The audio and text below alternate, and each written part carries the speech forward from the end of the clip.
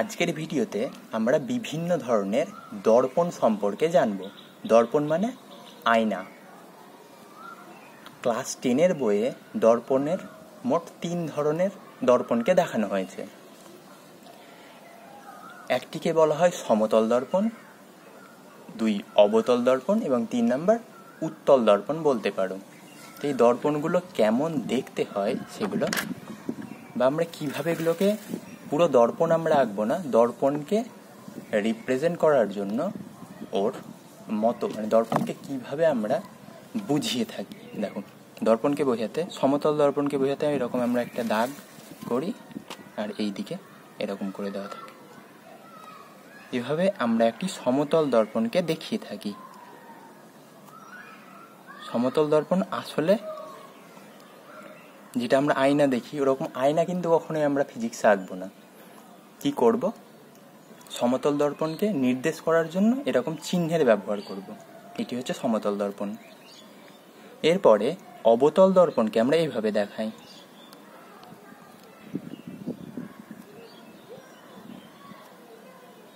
এটি হচ্ছে একটি অবতল দর্পণ। আর উত্তল দর্পণ এই রকমের দেখতে হয়।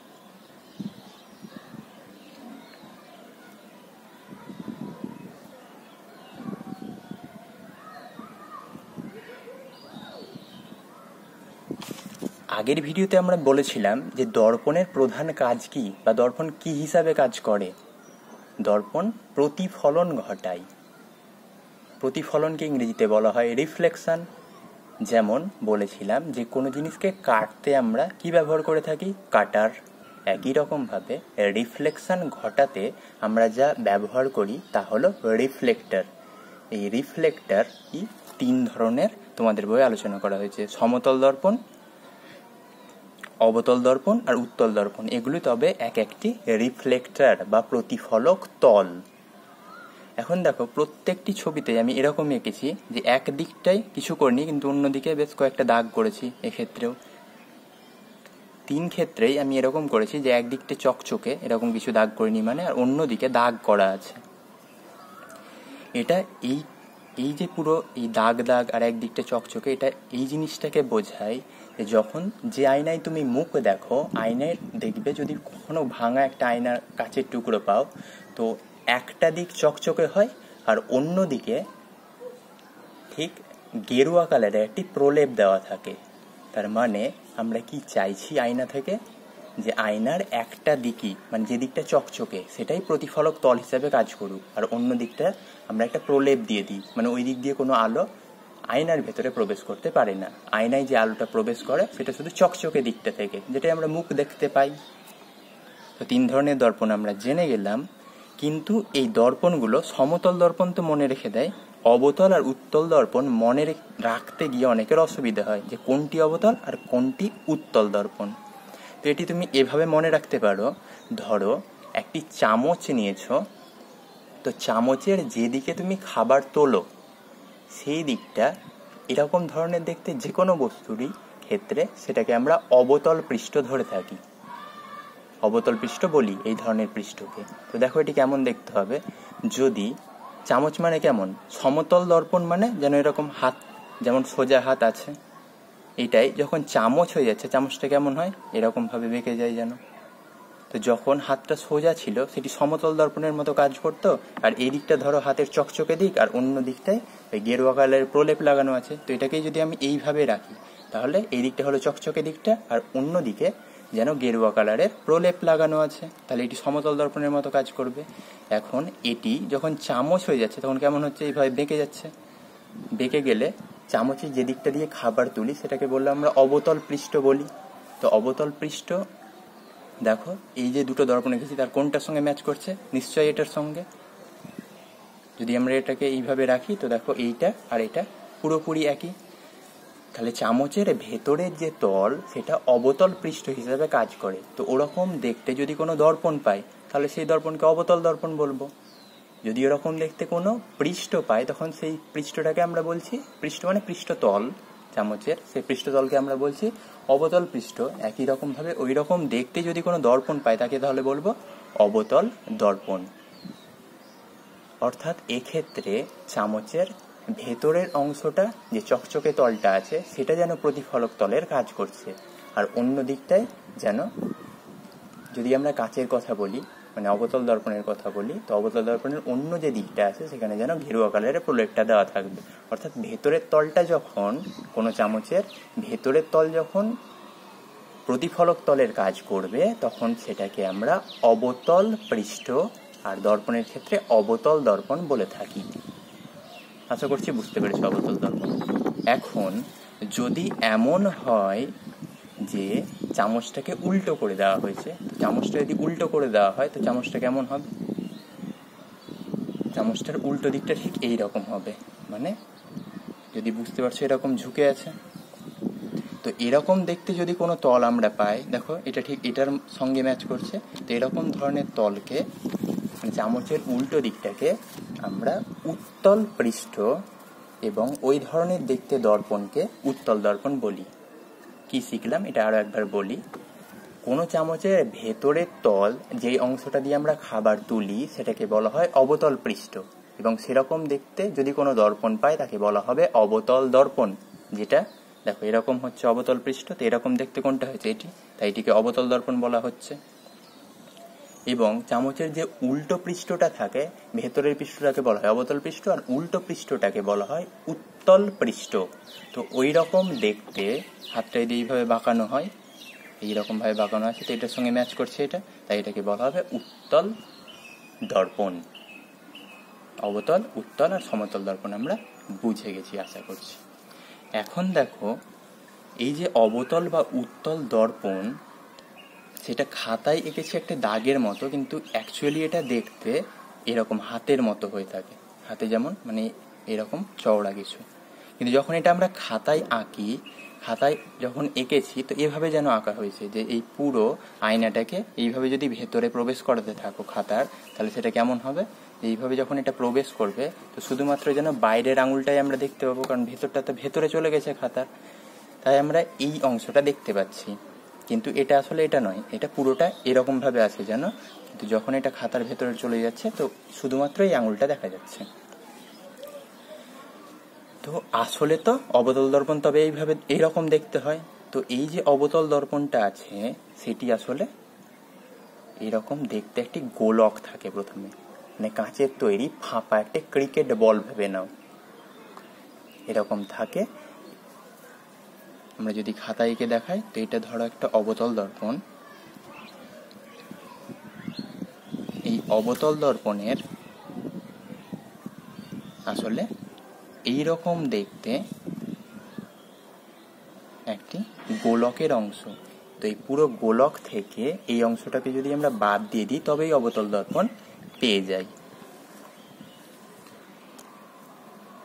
এখানে আমরা অবতল দর্পণ, যেমন ধরো যখন তোমাকে একটি গাছ সম্পর্কে জানানো হয়, এটি একটি গাছ, তো গাছের সঙ্গে গাছের তো বেশ কিছু অংশ থাকে, যেমন ফল, ফুল, গাছের পাতা। একই রকম ভাবে এখন তো আমরা দর্পণ পড়ছি এবং অবতল দর্পণকে ডিটেলসে পড়ছি। তো অবতল দর্পণেরও বেশ কয়েকটি এরকম অংশ আছে। অবতল দর্পণটি যেন এখন গাছের মতো কাজ করছে, তো গাছের তো পাতা, ফুল, ফল থাকে, তো সেরকমই অবতল দর্পণেরও বেশ কয়েকটি বিভিন্ন অংশ আছে, এই অংশগুলোর আমরা নাম দিয়েছি। তো দেখি সেই নামগুলো কি কি। দেখো তার আগে যদি আমরা একটা বৃত্ত আঁকি, তো বৃত্ত আঁকতে গেলে কি প্রয়োজন হয়? একটা কম্পাস। তো কম্পাসের তীক্ষ্ণ অংশটা এখানে বসাতে হয়, আর অন্যদিকে পেন্সিল থেকে এরকম ভাবে একটা বৃত্ত হয়। তো এই যে তীক্ষ্ণ অংশটা যেখানে বসিয়েছি সেটিকে বলা হয় বৃত্তের কেন্দ্র। বৃত্তের কেন্দ্রের সঙ্গে এই যে দাগটা, মানে যাকে পরিধি বলা হয়, এই পুরো অংশটা, পরিধির উপরে থাকা যে কোনো একটা বিন্দুকে যদি যোগ করি সেটা কি বলা হয়? বৃত্তের ব্যাসার্ধ। এটাকে আমরা ছোট হাতের আর দিয়ে লিখি। তো আমরা যা পড়ছিলাম কি অবতল দর্পণের বিভিন্ন অংশের কথা। তো অবতল দর্পণের আসলে কে অবতল দর্পণ হলো একটি গোলকের অংশ। তো অবতল দর্পণ যে গোলকের অংশ, সেই গোলকেরও নিশ্চয় একটি কেন্দ্র থাকবে। তো সেই কেন্দ্রটিকেই বলা হয় এই অবতল দর্পণটির বক্রতা কেন্দ্র। এটাকে আমরা সি দিয়ে লিখব।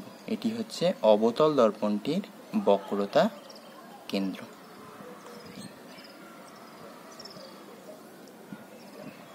এরপরে যা আছে তা হলো, এটি যদি বক্রতা কেন্দ্র হয় তো বক্রতা কেন্দ্রের সঙ্গে আমরা যদি এই বিন্দুটিকে যোগ করে দিই তবে যা পাবো তা হলো এই দর্পণটির, আগে দেখো কেন্দ্রের সঙ্গে যে কোনো বিন্দুকে কোথায়, পরিধির উপরে, এই পুরো যে গোলটি আছে এই গোলটিকে পরিধি বলা হয়, পুরো গোল নয়, পুরো এই লাইনটাকে আমরা পরিধি বলতে পারি। তো এই পরিধির উপরে থাকা যে কোনো একটি বিন্দুকে যদি আমরা কেন্দ্রের সঙ্গে যোগ করি তা যা পাই তাকে বলি ব্যাসার্ধ। তো এখানে এটি কেন্দ্র আর এটা পরিধির উপরে থাকা একটি বিন্দু, তো এটাকে যদি যোগ করি তবে যা পাবো তাকে বলা হয় ব্যাসার্ধ। তাই আর দিয়ে বা এই বিন্দুর যদি তুমি ও নাম দাও তো ও সি সমান আর যে দূরত্বটা পেলাম একে বলা হয় বক্রতা ব্যাসার্ধ।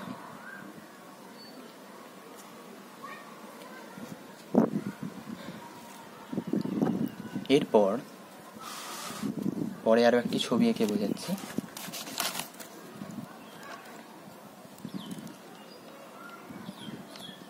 এটি একটি অবতল দর্পণ। তো অবতল দর্পণের বক্রতা কেন্দ্র এবং বক্রতা ব্যাসার্ধ আমরা জেনে ফেলেছি। এই যে দর্পণটি আছে এই দর্পণটি যদি তুমি অর্ধেক করো, এই দর্পণের মাঝে যে বিন্দুটি থাকবে তাকে বলা হবে দর্পণের মেরু।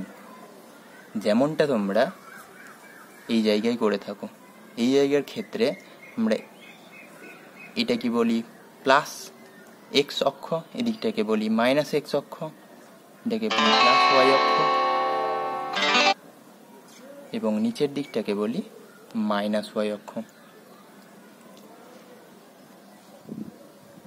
যা কিছু দূরত্ব মাপা হয় সব এই বিন্দুটি থেকে মাপা হয়, যাকে আমরা মূল বিন্দু বা মেরু বলে থাকি। একই রকম ভাবে দর্পণের ক্ষেত্রেও দর্পণের যে মাঝের বিন্দুটা থাকে তাকে বলা হয় দর্পণের মেরু, এবং মেরু থেকেই আমরা এখানে সব দূরত্ব মাপবো।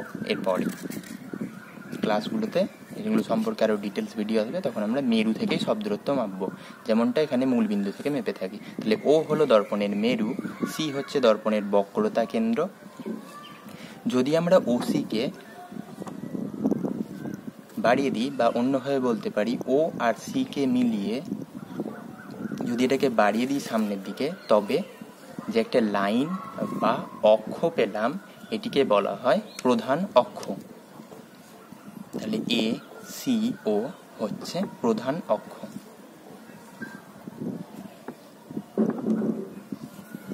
একটি দর্পণের ক্ষেত্রে কিন্তু প্রধান অক্ষ একটিই থাকবে।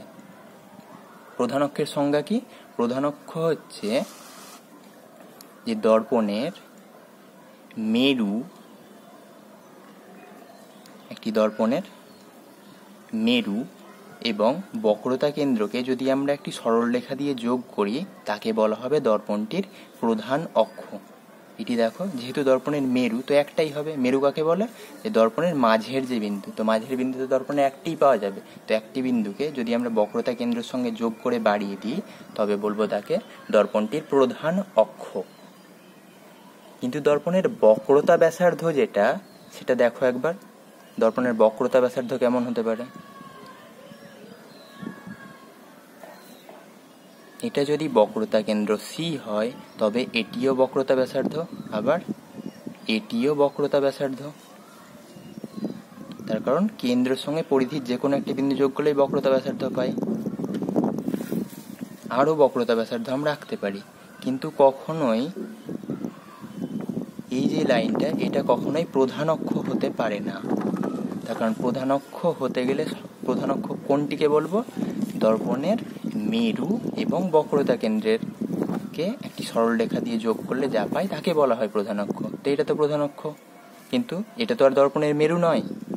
দর্পণের মেরু এটা, তাই প্রধান অক্ষ কিন্তু একটাই। একটি দর্পণের প্রধান অক্ষ দেখো এটা এ সি ও, একটি মাত্র প্রধান অক্ষ। কিন্তু দর্পণের বক্রতা ব্যাসার্ধ কি আমরা অনেকগুলো লাইন দিয়ে বোঝাতে পারি।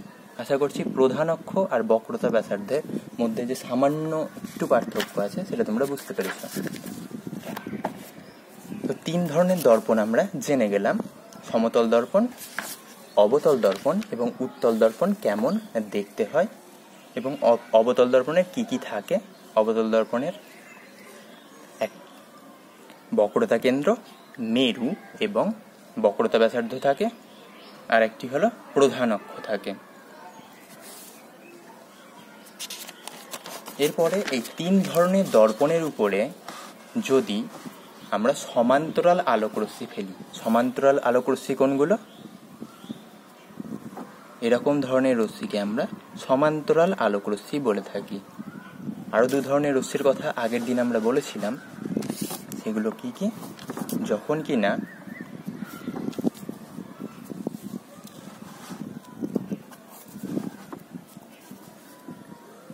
সমস্ত রশ্মি একটি বিন্দু থেকে চারিদিকে বের হয় তখন তাকে আমরা বলি অপসারী আলোক রশ্মি, এবং রশ্মিগুলো যখন একটি বিন্দুতে এসে মেলে তখন তাকে আমরা বলি অভিসারী আলোক রশ্মি। এই রশ্মির সম্পর্কে আগের ভিডিওতে আমরা ডিটেলসে আলোচনা করেছি, আগের ভিডিওটি দেখলে বুঝতে পারবে। তো এই তিন ধরনের রশ্মি হতে পারে, এটি সমান্তরাল আলোক রশ্মি, অপসারী আলোক রশ্মি এবং অভিসারী আলোক রশ্মি। যদি সমতল দর্পণের উপরে শুধুমাত্র আমরা সমান্তরাল আলোক রশ্মিকে ফেলি তবে কি হবে সেটা আমরা বুঝবো এখন। তো আমাদের কাজ কি? সমান্তরাল আলোক রশ্মিকে এবার সমতল দর্পণের উপর ফেলবো, সমান্তরাল আলোক রশ্মিকে অবতল দর্পণের ফেলবো এবং সমান্তরাল আলোক রশ্মিকে উত্তল দর্পণের উপর ফেললে কি ঘটনা ঘটে থাকে সেটা বুঝবো। চলো দেখা যাক। ধরো এটি একটি সমতল দর্পণ। তো সমতল দর্পণের উপরে যদি তুমি সমান্তরাল আলোক রশ্মি ফেলো,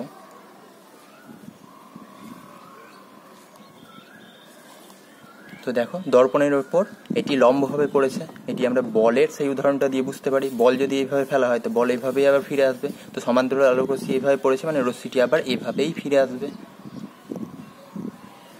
তবে এই ক্ষেত্রে আপতিত আলোক রশ্মি মানে যেগুলো দর্পণের উপর গিয়ে পড়ছে সেগুলো সমান্তরাল, এবং যেগুলো ফিরে আসছে সেগুলোও সমান্তরালই থাকছে। অর্থাৎ বলতে পারি সমান্তরাল আলোক রশ্মি যদি সমতল দর্পণের উপর ফেলা হয় তবে প্রতিফলনের পর সেগুলো সমান্তরালই থাকবে। কিন্তু যদি একটি অবতল দর্পণ নাও, ধরো একটি অবতল দর্পণ নিয়েছ, এটি একটি অবতল দর্পণ। এই অবতল দর্পণের উপরে এটিকে বলা হয় দর্পণের প্রধান অক্ষ। প্রধান অক্ষের সমান্তরাল আলোক রশ্মি যদি পড়ে তবে কি হবে এটি বোঝার চেষ্টা করি।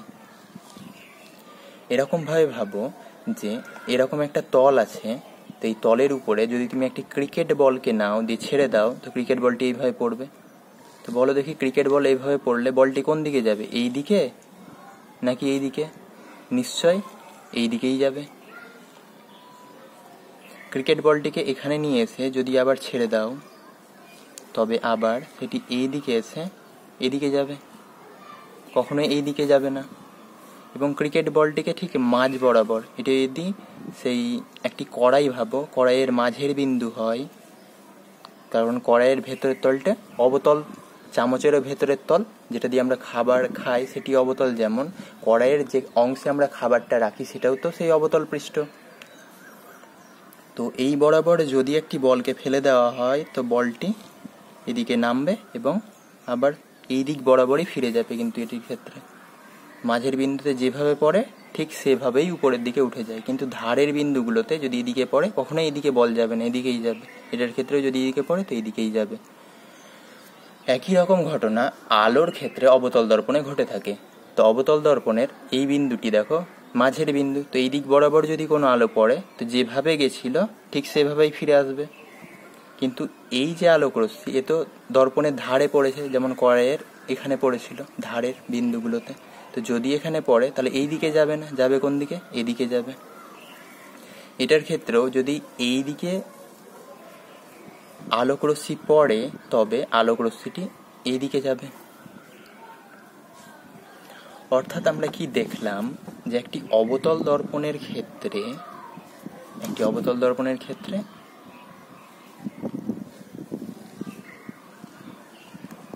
যদি ধারে কোনো আলোক রশ্মি পড়ে, এই রশ্মিটি কেমন, এটা যদি প্রধান অক্ষ হয় তো প্রধান অক্ষের সমান্তরাল, তার মানে প্রধান অক্ষের সমান্তরাল আলোক রশ্মি যদি পড়ে তবে প্রতিফলনের পর তারা এরকমভাবে যাচ্ছে।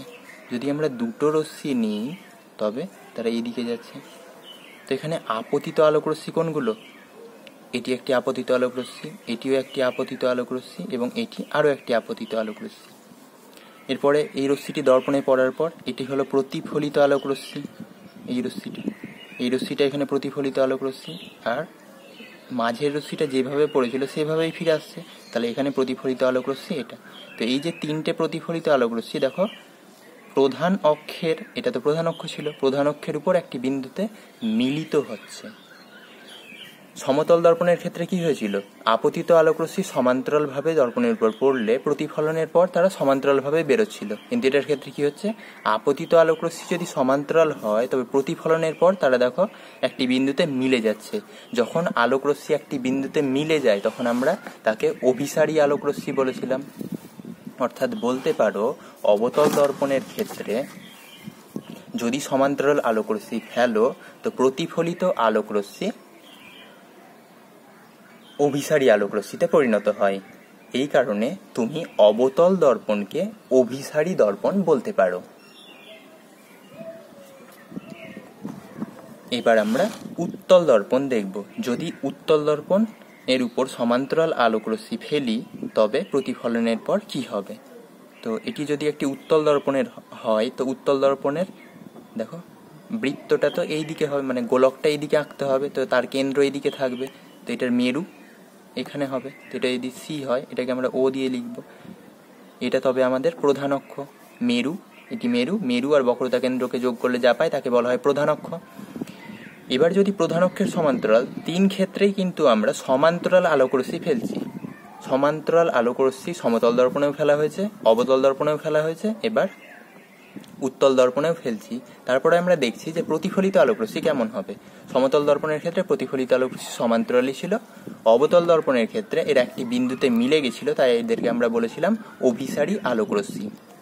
এখন দেখো যে যদি তুমি উত্তল দর্পণের উপরে সমান্তরাল আলোক রশ্মি ফেলো, এটাও ঠিক, কড়াইটাকে উল্টো করে রাখো, উল্টো কড়াইয়ে যদি তুমি একটি ক্রিকেট বলকে ফেলো তো মাঝ বরাবর ফেললে যেভাবে ফেলেছিলে ঠিক সেভাবেই দেখবে উপর দিকে উঠে গেছে বলটি। কিন্তু ধারের দিকে যখন বল পড়বে, যখন এইদিকে বল পড়ে, বল কখনো নিশ্চয়ই এইদিকে যাবে না, বল এই দিকে চলে যায়। একই রকম ভাবে যখন এখানেও ধারের দিকে বলটি ফেলা হয় তো বল কিন্তু এই দিকে যায় না, বল এই দিকে চলে যায়। আমরা কি বলতে পারি, এখানে আলোর ক্ষেত্রে যখন ধারের দিকে, এই দর্পণের ধারের দিকে যখন আলোক রশ্মি পড়ছে তাহলে তা এই দিকে নয় এই দিকে চলে যাবে। এই রশ্মিটার ক্ষেত্রেও একই রকম ঘটনা ঘটবে। কিন্তু এই যে প্রধান অক্ষ বরাবর যদি একটি রশ্মি ফেলা হয় তাহলে সে যেভাবে গেছিল সেভাবেই ফিরে আসবে। এখন এই রশ্মি যেগুলো প্রতিফলিত আলোক রশ্মি, এটার জন্য প্রতিফলিত আলোক রশ্মি এই রশ্মিটা, এই রশ্মিটার জন্য প্রতিফলিত আলোক রশ্মি এটা, এবং এই রশ্মিটার জন্য প্রতিফলিত আলোক রশ্মি এটাই হচ্ছে। তো এরা কি সামনের দিকে কখনো মেলা সম্ভব? নিশ্চয়ই কখনোই মিলবে না, যত দূরে যাবে তো আরো দূরে ছড়াতে থাকবে। তো প্রতিফলিত আলোক রশ্মি যখন সামনের দিকে মেলে না তখন আমাদেরকে আরো একটা জিনিস চেক করতে হয়, তা হলো যে রশ্মিটা কি, যদি আমরা পিছনের দিকে, প্রতিফলিত আলোক রশ্মিকে কিন্তু যদি পিছনের দিকে বাড়াই তবে কি তারা কখনো মিলবে? দেখো এক্ষেত্রে একটা বিন্দুতে মিলে যাচ্ছে। প্রতিফলিত আলোক রশ্মিগুলোকে পিছনের দিকে যদি বাড়াই তাহলে তারা যেন একটা বিন্দুতে মিলে গেল। অর্থাৎ তুমি যদি এখান থেকে দেখো, এই জায়গাটা থেকে দেখো, তো কি দেখতে পাবে যে সমস্ত প্রতিফলিত আলোক রশ্মিগুলো যেন, প্রতিফলিত আলোক রশ্মি ধরো এইভাবে আসছে, তো প্রতিফলিত আলোক রশ্মি যেন একটা বিন্দু থেকে চারিদিকে ছড়িয়ে পড়ছে বলে তোমার মনে হবে। তাই এই উত্তল দর্পণকে অপসারী দর্পণ বলা হয়। পুরো যা শিখলাম আরো একবার বলে দিই। সমতল দর্পণের ক্ষেত্রে সমান্তরাল আলোক রশ্মি পড়লে প্রতিফলনের পর তারা সমান্তরালভাবে বেরিয়ে যাচ্ছে। অবতল দর্পণের ক্ষেত্রে সমান্তরাল আলোক রশ্মি পড়লে তা প্রতিফলনের পর একটি বিন্দুতে মিলিত হচ্ছে, এবং উত্তল দর্পণের ক্ষেত্রে সমান্তরাল আলোক রশ্মি পড়লে প্রতিফলনের পর তারা একটি বিন্দু থেকে চারিদিকে ছড়াচ্ছে বলে মনে হবে যদি এখানে আমাদের চোখ থাকে। তো আমরা বলতে পারি যে অবতল দর্পণ হলো অভিসারী দর্পণ এবং উত্তল দর্পণ হলো অপসারী দর্পণ। আজকের ভিডিওতে এতটাই। এর পরের পার্টটা আমরা পরের ভিডিওতে দেখব। Thank you for watching.